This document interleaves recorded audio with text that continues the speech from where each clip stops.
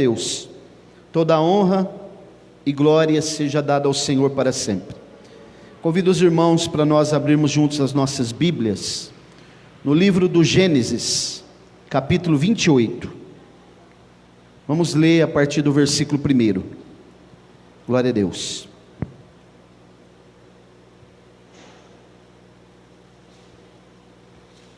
Aliás, versículo 10 em diante. Capítulo 28 do Gênesis, a partir do versículo 10.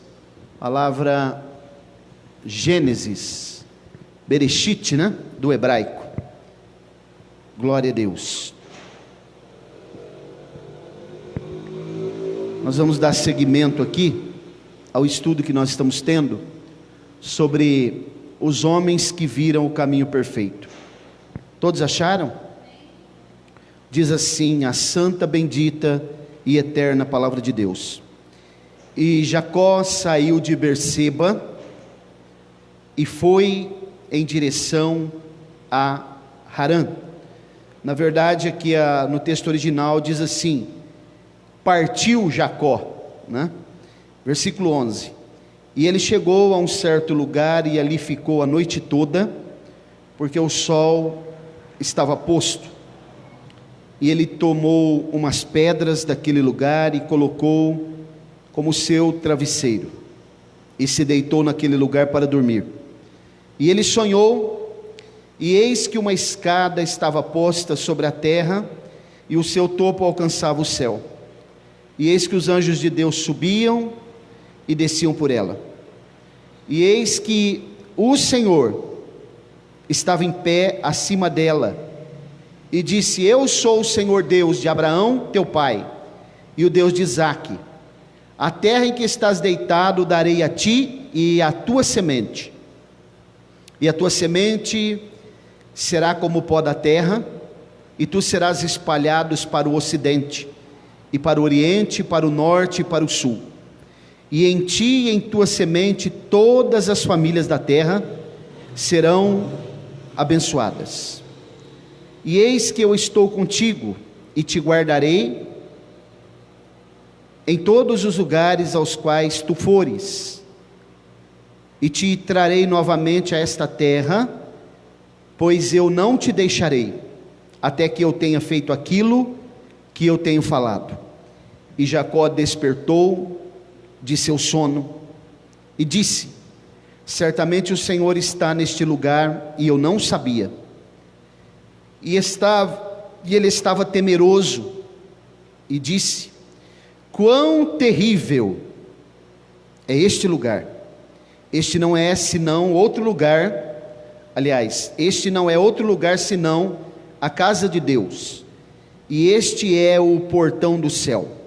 Na verdade a palavra aqui é portal, viu? Depois eu vou explicar a diferença. Podemos dizer amém? A palavra no texto original aqui ela fala portal, né? Seria Shaor HaShamarim do texto original. Eu vou explicar por que tem que ser portal e não portão, embora algumas Bíblias traduzam por portão. Qual que é a diferença de portal com portão? Os irmãos vão entenderem, né? Pois bem, irmãos, eu vou ser sucinto, não vou cansar os irmãos, mas eu quero dar uma explicação aqui sobre esse texto que nós lemos, e o tema que nós estamos já estudando aqui: os homens que viram o caminho perfeito. E nós já aprendemos aqui que esse caminho é o próprio Senhor Jesus, né? Por isso que ele diz lá em João 14, né? 6 e 7, eu sou o caminho, a verdade e a vida, ninguém vem ao Pai senão por mim. Então o que nós estamos vendo aqui, irmãos, é um tipo, né, uma tipologia bíblica sobre, é um texto profético aqui que nós estamos vendo, que fala sobre um tema que está espalhado por toda a Bíblia, por todo o cânon evidencial das Escrituras. E quando nós olhamos para 2 Timóteo 3,15, seria bom projetar ali, por gentileza, 2 Timóteo 3,15, visto que é um estudo, né? Para nós entendermos aqui, que a Bíblia, irmãos, realmente ela, como eu sempre tenho ensinado os irmãos, ela está conectada, o Antigo e o Novo Testamento. A Bíblia não foi escrita por qualquer pessoa, embora tenha autores, 40 autores, né? Que são homens, e é claro que tem que ser homem, né? Quando alguém disser para você, eu não creio na Bíblia, porque a Bíblia foi escrita por homens, mas é claro, irmãos, quem é que domina a escrita? Não são os homens? Deus jamais mandaria uma girafa escrever a Bíblia, porque ela não tem conhecimento da escrita, são os homens que escreveram. Todavia nós sabemos que há uma mente mestre que trabalhou para que a Bíblia chegasse em nossas mãos. Vocês não estão com um livro qualquer na mão, vocês estão com a palavra de Deus, o manual do ser humano, a direção certa para que nós possamos encontrar o caminho que é o próprio Jesus.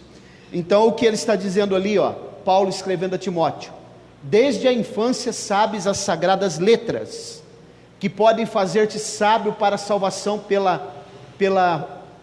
na verdade é pela fé, né, que há em Cristo Jesus. Está faltando um pedacinho ali, nessa tradução aí.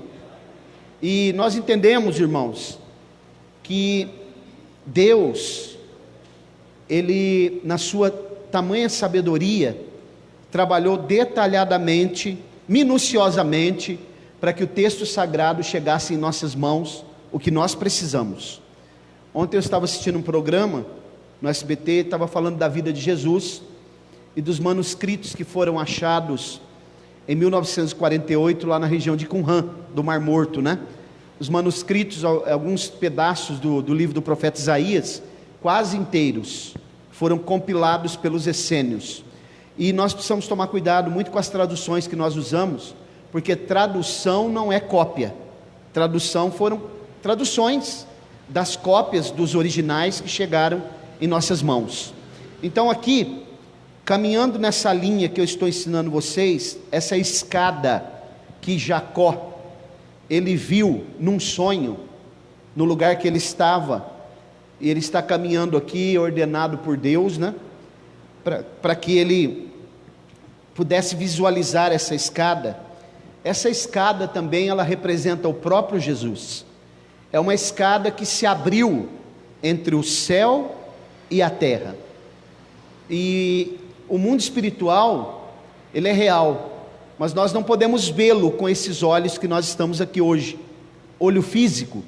E quando eu digo para os irmãos, eu falei aqui domingo que o Éden, aonde foi colocado aquele jardim, plantado o jardim, era como se fosse um portal, uma extensão do céu na terra, para que Deus pudesse interagir com os homens, com Adão no caso. Agora, nós olhamos para esse texto aqui agora, e ele traz a ideia de um portal, e eu vou explicar por que não pode ser portão. Porque o portão, aqui na nossa ideia, o que é um portão? O portão, ele traz uma ideia de restrição, porque o portão entra quem eu quiser que entra, sim ou não? Se eu tenho um portão na minha casa, eu tenho uma chave, eu posso abrir o portão para quem eu quiser. O portal não, o portal ele é uma ligação entre o céu e a terra, para todos aqueles que encontrarem o caminho, que é o próprio Jesus, e reconhecerem que Ele é o Senhor. A partir do momento que uma pessoa encontra-se com Jesus, através da pregação do Evangelho, da Palavra de Deus, essa pregação só pode ser feita pela igreja, a igreja que foi outorgada para ela a pregação do Evangelho. Eu não estou falando daquela placa que está ali fora, a igreja que eu estou falando é a igreja do Senhor, que está espalhada por todo o globo terrestre. A igreja tem a palavra, que está nos nossos lábios e no nosso coração, e como nós aprendemos aqui domingo, a palavra está próximo de nós. Então no momento que uma pessoa ouve essa pregação, ela dá crédito, e ela encontra-se com Jesus, esse portal é aberto, e ela consegue entrar no mundo espiritual, porque nós os seres humanos, o homem que eu estou dizendo é genérico, homem e mulher, é o único ser que tem duas naturezas, a natureza celestial e a natureza humana. Nós temos a capacidade de interagir no mundo espiritual, através do nosso espírito, e temos a capacidade de viver aqui no mundo físico, porque nós somos duas naturezas. Quando Deus soprou na narina do homem, Ele soprou o espírito dele dentro do homem, E o homem que era um boneco inanimado passou a ser alma vivente. Então Deus soprou o ruach, o sopro dentro do homem. E aqui nós encontramos essa escada já. A escada para nós entrarmos na dimensão celestial chama-se Jesus Cristo. Por isso que a Bíblia diz aqui que os anjos subiam e desciam. É um portal, E quero que os irmãos abram as suas Bíblias em João, no Evangelho segundo escreveu João, no capítulo 10, do 1 ao 7, nós vamos ler. Glória a Deus. Embora essa tradução que nós vamos ler fale porta, mas Jesus mesmo se colocou como porta, João capítulo 10, muito conhecido, esse texto. Os textos bíblicos, alguém pode dizer assim, não, eu já li esse texto várias vezes, mas é importante que nós possamos ler e compreender o texto, bem explicado, No capítulo 10, que o próprio Jesus vai falar, a partir do versículo 1, olha o que ele diz: na verdade, eu vos digo, aquele que não entra pela porta do aprisco das ovelhas, mas sobe por outros caminhos, esse é ladrão. Primeiro ponto, perceberam o que Jesus está falando? Aqueles que entram por outros caminhos, porque só tem um caminho, é Ele o caminho, somente através dele, é ladrão e salteador. E ele está dizendo, aprisco, a palavra aprisco aqui é o curral onde ficam as ovelhas, e ele está colocando só uma porta também, não há opções de portas. Ele está dizendo, aquele que não entra pela porta, porque olha o versículo 2, mas o que entra pela porta é o pastor das ovelhas, e este porteiro que abre, e as ovelhas ouvem a sua voz. Sabe quem é o porteiro aqui, irmãos? É o Espírito Santo. É o Espírito Santo que nos convence para nós entrarmos pela porta do pecado, da justiça e do juízo. O Espírito Santo toca em nós, e nós sentimos o toque, podemos rejeitar ou não. Se nós aceitarmos entrar por essa porta, que é seguir a Jesus, servi-lo com fidelidade, fazer parte da sua igreja, renunciar ao mundo por Ele, cumprir o que está na Escritura Sagrada, ter uma nova vida, ter novos princípios, seguir novos estatutos, obedecer a sua palavra, então o porteiro, que é o Espírito Santo, ele está nos convencendo, e nós estamos agora tendo acesso a esta dimensão espiritual, como Jacó viu aquela escada, o que é escada, irmãos? Não é um acesso? A escada não é algo que nos liga a uma outra parte, por exemplo, de uma casa, ou de um outro lugar. Se eu quiser subir aqui no teto, eu preciso de uma escada. Se eu quiser chegar, eu preciso dessa escada, Jesus Cristo, para chegar no céu, na dimensão espiritual. Olha o que a Bíblia diz no versículo 3: a este o porteiro abre, e as ovelhas ouvem a sua voz. Ele chama as suas próprias ovelhas pelo nome, e as conduz para fora. E quando ele coloca para fora as suas ovelhas, vai adiante delas, e as ovelhas o seguem, porque eles conhecem a sua voz, e não seguirão um estranho, mas fugirão dele, porque elas não conhecem a voz dos estranhos. Jesus falava-lhes esta parábola, mas eles não compreendiam as coisas que ele lhes falava. Então disse-lhes Jesus novamente: na verdade eu vos digo, eu sou a porta das ovelhas, e todos quanto vierem antes de mim são ladrões e salteadores, mas as ovelhas não os ouvirão. Eu sou a porta. De novo ele fala: se algum homem entrar por mim, ele será salvo, e entrará e sairá, e achará pastagem. O ladrão não vem senão para roubar, matar e destruir. Eu vim para que tenha vida e tenham em abundância. Eu sou o bom pastor dá sua vida pelas ovelhas. Mas o mercenário e não pastor, de quem não são as ovelhas, vê o lobo vindo, deixa as ovelhas e foge, e o lobo as apanha e dispersa as ovelhas. O mercenário foge, porque é mercenário e não cuida das ovelhas. Eu sou o bom pastor, e conheço as minhas ovelhas, das minhas ovelhas sou conhecido. Aqui tem três personagens, além de Jesus, que é a própria porta, e o bom pastor. Aqui tem o lobo, que é aquele que arrebata as ovelhas. Aqui tem o mercenário e tem o ladrão. O ladrão que Jesus está apontando aqui, não é o diabo. O ladrão que Jesus está apontando, ele está explicando desde o capítulo 9, são os falsos mestres, são os falsos obreiros, são aqueles que ensinam as pessoas de modo equivocado, são esses que estão por aí dizendo ser pastor, ser ensinadores, serem mestres, mas que estão ensinando as pessoas aquilo que a Bíblia não diz, aquilo que a palavra de Deus não ratifica, aquilo que a palavra de Deus, ela não sustenta. Quando ele fala do mercenário, vou explicar para os irmãos. O mercenário, irmãos, nesse conceito aqui, era alguém que não era pastor. Ele era contratado, Danilo, para tomar conta do rebanho, mas ele ganhava para isso. Ele era contratado. Era alguém que só fazia o trabalho para ganhar. Quantos que não estão por aí que fazem isso hoje, né? Só fazem o trabalho para pegar o dízimo e a oferta das ovelhas. Mas quando precisa cuidar das ovelhas, abraçar as ovelhas, orar por elas, cuidar, eles não querem, porque eles só fazem o trabalho para ganhar, é apenas visando lucro. E quando vinha o lobo para roubar as ovelhas, como ele não era o pastor, e ele apenas estava ganhando, ele fugia, e ao fugir ele largava as ovelhas só, e o lobo vinha e as arrebatava. Jesus não, ele está dizendo, se for preciso, eu me coloco entre a ovelha e o lobo, eu dou a minha vida por elas, eu não deixo o lobo roubar as minhas ovelhas, porque eu sou pastor e dou a minha vida por elas. Então eis a diferença da porta, do caminho, da vida, daquele que é o verdadeiro pastor com aqueles que são falsos. Está percebendo, irmão? Como que a Bíblia Sagrada, ela não nos deixa equívocos, ela é a palavra de Deus.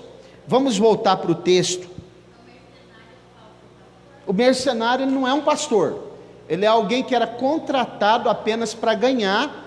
Por exemplo, ele dizia, eu quero que você cuide aqui, porque o pastor não vai poder vir, então você vai cuidar. Não é o que Davi fazia. Davi deixava um guarda com as ovelhas, mas era alguém que também era pastor, e que ele confiava.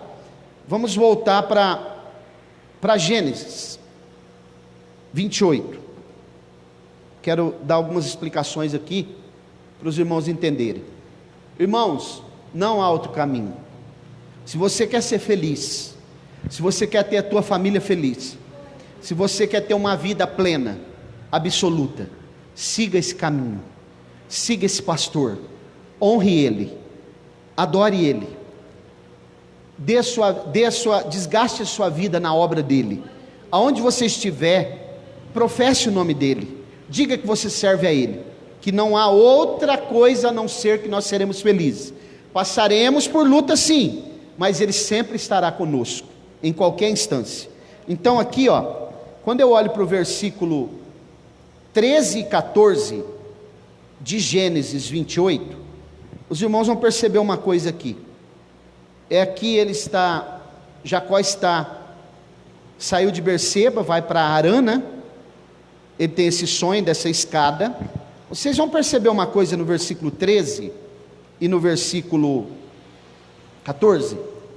E eis que o Senhor estava em pé acima dela, da escada, e disse, eu sou o Senhor, Deus de Abraão, teu pai, Deus de Isaque, a terra em que estás deitado darei a ti, a tua semente. Isso aqui está falando de posteridade.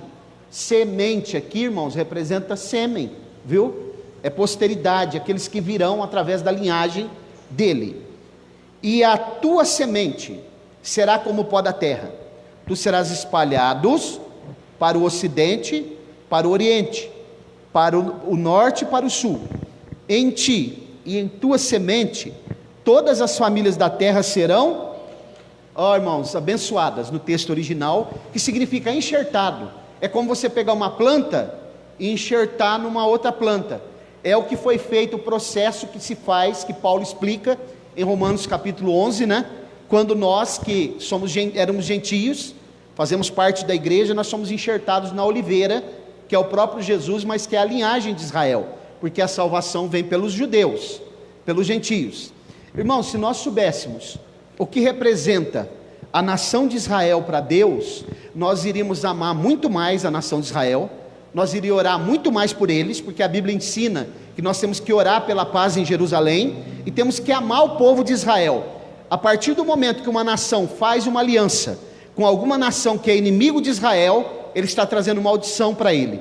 Quando uma nação faz uma aliança com Israel, ele está trazendo bênçãos para ele, porque isso vem através de Abraão. E você percebeu que a mesma bênção que Deus prometeu para Abraão, ele agora ratifica com Jacó: em ti serão benditas todas as famílias da terra, né? E está dizendo aqui, a palavra aqui, abençoar é enxertar, porque nós não estávamos na oliveira, nós não fazíamos parte.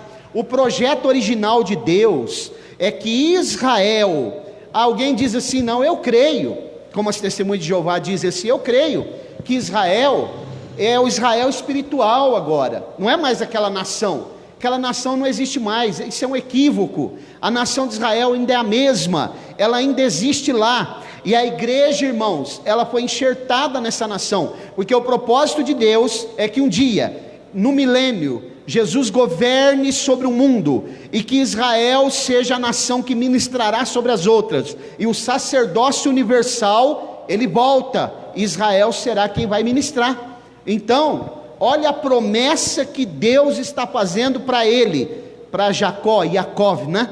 Ele está dizendo assim, olha, a mesma coisa que eu prometi para Abraão, porque a promessa de Deus não falha, ela continua de pé, ela ainda continua extensiva, e nós fomos enxertados nessa oliveira, porque a salvação vem de quem? Do judeu. Paulo fala isso. Embora eles tenham negado Jesus, eles não reconhecem Jesus como Messias, e eles não querem nem que digam que Jesus é o Messias, mas um dia eles terão que reconhecer, e eles serão salvos, na última hora, né? Na grande tribulação. Se você falar isso para um judeu, ele vai ficar até bravo, que eles serão salvos na última hora, na grande tribulação, mas é a verdade, eles reconhecerão que Jesus é o Senhor. Vocês sabem que já existem judeus que reconhecem? Tem os judeus messiânicos, né? Os judeus messiânicos, tem congregações aqui no Brasil, eles reconhecem, eles são judeus, mas reconhecem que Jesus, de Yeshua, né? Que a palavra no hebraico não é Jesus, é Yeshua. Jesus é uma transliteração do hebraico para o português. Então, se você for falar lá na Grécia, já é Jesus, né? Nos Estados Unidos, como que é, Danilo? Você que fala inglês? Jesus, né? Jesus. São transliterações, mas o nome de Jesus é Yeshua. Então, se você for falar com um judeu de uma congregação do judaísmo messiânico, eles vão dizer, nós cremos que Yeshua é o Messias, e nós já estamos adorando a Ele, e eles creem que Jesus é Deus também. Então, irmãos, a promessa, ela está aberta. Ele está mostrando aqui para Jacó, a ligação, o caminho entre Deus e os homens, o caminho se chama Jesus, é o caminho perfeito, o caminho estreito, o caminho que não erra, o caminho que não vai te levar e nem vai me levar a uma rota equivocada. Se nós seguirmos o que a palavra de Deus está nos mostrando, que Jesus Cristo é o caminho, nós chegaremos na vida eterna sem nenhuma dúvida, sem nenhum equívoco. Se você quer verdadeiramente encontrar esse caminho, siga esse Jesus, siga a sua palavra, as orientações que a palavra dá. Irmãos, não fique em uma igreja. Se você um dia for numa igreja e dizer assim, eu vou congregar aqui, se você resolver sair dessa igreja e chegar lá, a igreja não te ensinar essa palavra, não fique nessa igreja, porque você precisa aprender o que a Escritura diz. Não é só movimento, não é só louvor, não é só cantar, não é só fazer campanha e dizer assim, não, aqui hoje é só bênção para você.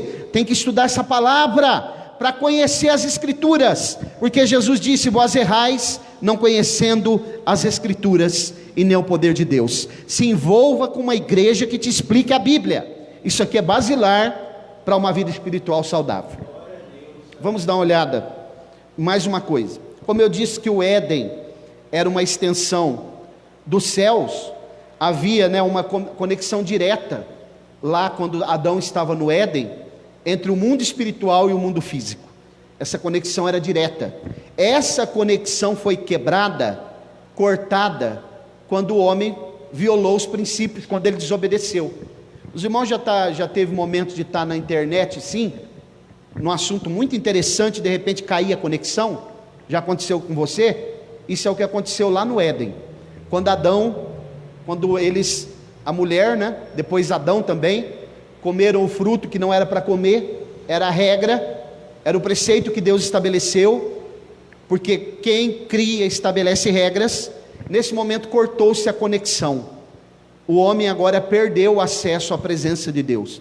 Nesse momento, eu já expliquei aqui para os irmãos, eles perderam o caminho, e houve entidades malignas, tiveram acesso à personalidade do homem.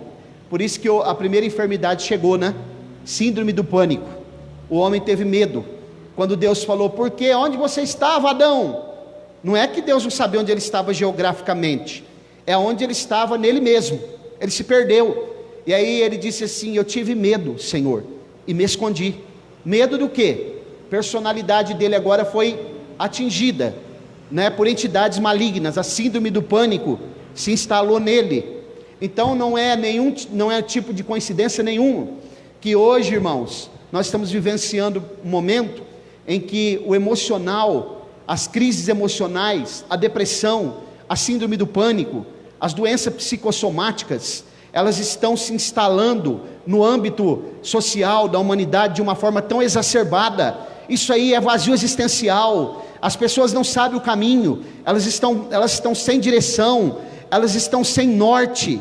Mas a palavra de Deus é a bússola, Jesus Cristo é o caminho, Ele tem a solução, Ele tem a esperança, Ele é a própria esperança, Ele tem aquilo que a filosofia, as ideias filosóficas, as vãs sutilezas das religiões não têm. Jesus Cristo é a esperança. O Evangelho não é uma religião, estamos falando do caminho que conduz o homem à vida eterna.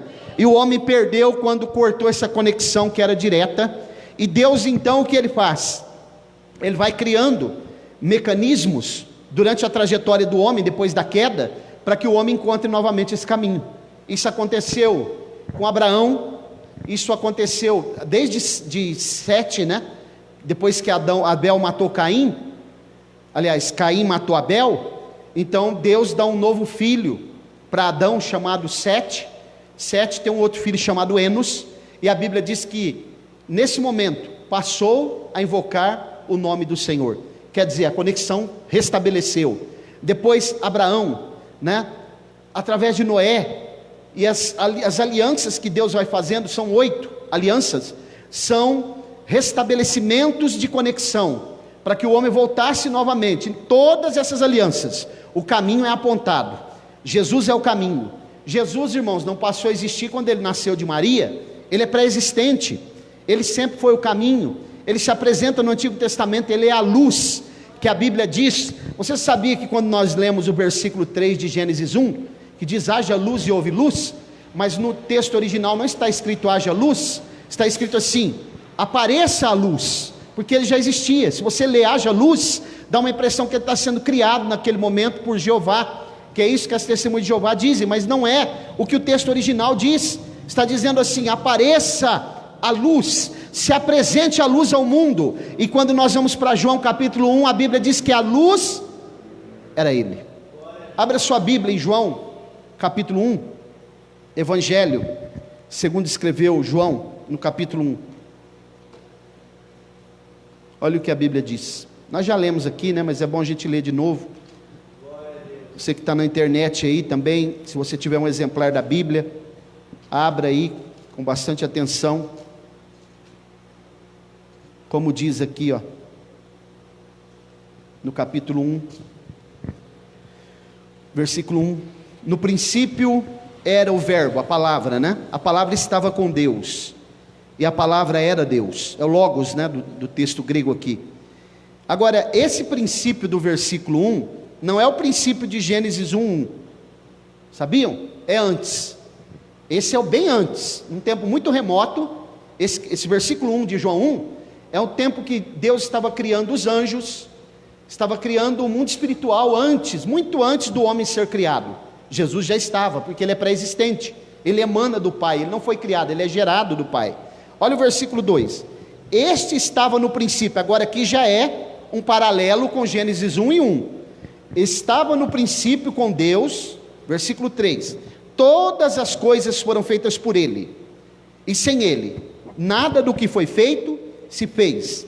Nele estava a vida, e a vida era a luz dos homens. E a luz brilha nas trevas, e as trevas não o compreenderam, não sabiam que ele era luz. Olha o que a Bíblia diz no versículo 14. E a palavra se fez carne, e habitou entre nós, e nós contemplamos sua glória, como a glória do unigênito do Pai, cheio de graça e de verdade. Versículo 15. João deu testemunho dele e clamou dizendo: este é aquele de quem falei, o que vem após mim é preferido antes de mim, porque ele era antes de mim, e a sua plenitude, e de sua plenitude todos nós recebemos, e graça sobre graça. Então, irmãos, percebam que a luz que fala em Gênesis capítulo 1, versículo 3, é Ele próprio, o caminho. Ele mostra a luz, porque eu não posso andar no caminho sem luz, né? Eu vou tropeçar. Então a Bíblia está conectada, irmãos. A palavra de Deus é fantástica. Como é precioso poder aprender a palavra de Deus. Quem aprende essa palavra fica erudito em todas as áreas, porque essa palavra ela tem ensino na área da ciência, da biologia, né? Das ciências exatas, das ciências humanas, como eu acabei de falar aqui, os cálculos de matemática, de física, as fórmulas de química estão aqui, né? A biomedicina está na Bíblia. A biomedicina é uma ciência que atua entre a biologia e a medicina, está registrado nas escrituras. O direito, né, que é exercido pela advocacia, a magistratura, tudo está aqui. A física elevada, a física quântica, né, que já são coisas que, se eu, por exemplo, ver um físico aqui falando sobre física quântica, eu nem vou entender, porque a linguagem é muito alta. Também aquilo que é chamado hoje de nanotecnologia, que são aquilo que nós não vemos, que é menos do que micro, é menos que micro. Se você pegar um nanochip, né, Danilo, você que entende bem dessa área, é menor do que um microchip. São aquilo que nós não conseguimos visualizar com os olhos, é só com o microscópio. Aquilo, você sabia, irmãos, que existe 1 milhão de tons de verde no mundo? Você está olhando essas cadeiras aqui e fala, é verde. Aí você vai olhar aqui e ver, é verde. Olha outra coisa, verde, mas são tons diferentes.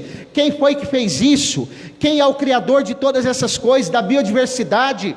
De 1 milhão de tons de verdes, e nós temos a capacidade, nós nem temos a capacidade de, mesmo que nós temos a nossa íris, né, que vai discernir as cores, mas nós não temos capacidade de discernir esses tons de verde, só através de mecanismos, de ferramentas elevadas, de tecnologia muito elevada hoje.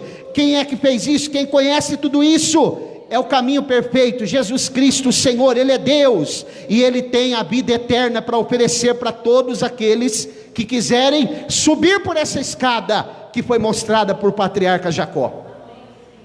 Você compreende a grandeza disso? A magnitude disso?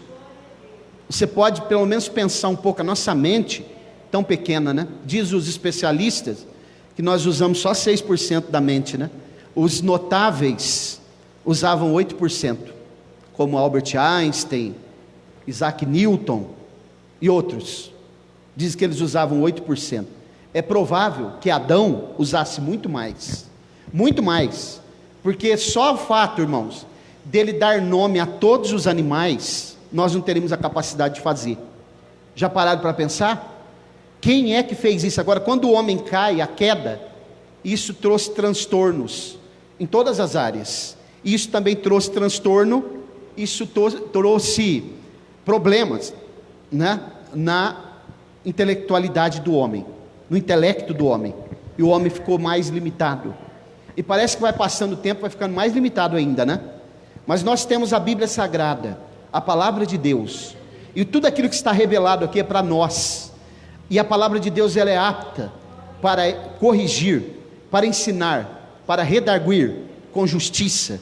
A palavra de Deus, irmãos, tanto o Antigo quanto o Novo Testamento, é a palavra de Deus, e nós precisamos aprender sobre ela. Tem pessoas que desprezam o Antigo Testamento, né? Não, o Antigo Testamento já passou, a lei já passou, e nós já aprendemos aqui que não passou coisa nenhuma, né? A lei não, ela é imutável.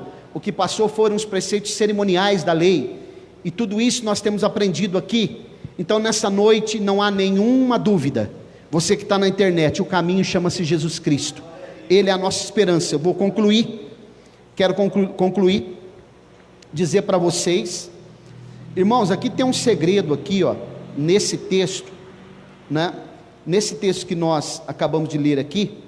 Você sabia que, eu já ensinei para os irmãos que a palavra aproximar-se, significa sacrifício, que é a palavra corban, né? Você sabia que se você pegar a palavra, porque o hebraico, ele não usa números, hebraico não tem número, cada letra do hebraico, do alfabeto hebraico, que são 22, representa um número. Se você contar até 9 nas letras do alfabeto hebraico, são as primeiras 9 letras. A partir da 10ª letra, já começa a valer dezenas. A partir da 20ª letra, já começa a valer por centenas. Se você pegar a palavra Moisés vive, é só uma curiosidade para os irmãos, Moisés vive, a palavra sacrifício, né? Que é a palavra corban. Você sabia que tem o mesmo valor numérico, 363?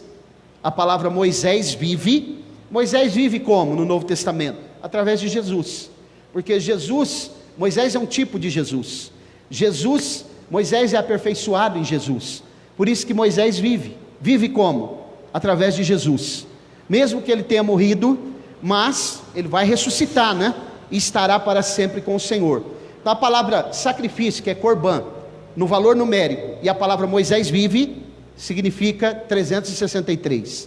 Todos os salmos, ele tem os números, através das letras. Se você pegar algumas bíblias, você vai ver que tem lá, no Salmo 119, você vai ver que tem as 22 letras do alfabeto grego, que são numerações dos salmos, Aleph, Beit, Gimel, né? Dalet, e assim por diante. Esse alfabeto mostra o que, irmãos? Há uma perfeição em Deus, na sua palavra. Não há erros na palavra de Deus, não há equívocos nessa palavra. A Bíblia Sagrada é a nossa direção. Jesus Cristo é o caminho perfeito. Se você quiser ser feliz, sirva a Ele com fidelidade. Coloque-se de pé, você pode dizer amém? Glória a Deus. Toda honra e glória seja dada ao Senhor. Vamos orar. Vem orar, irmã Roberta. Vamos agradecer ao Senhor.